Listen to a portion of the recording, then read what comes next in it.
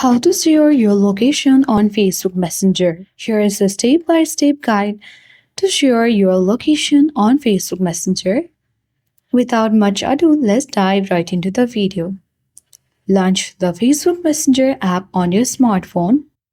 Ensure that you have logged in or signed in to your Facebook Messenger account. Open any particular chat or conversation where you want to share your location on it. Now tap on the plus icon at the bottom left corner of the screen.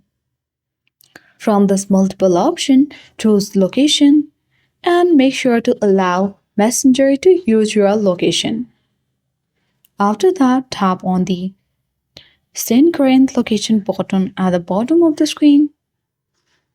And once done, you have successfully shared your location on Facebook Messenger.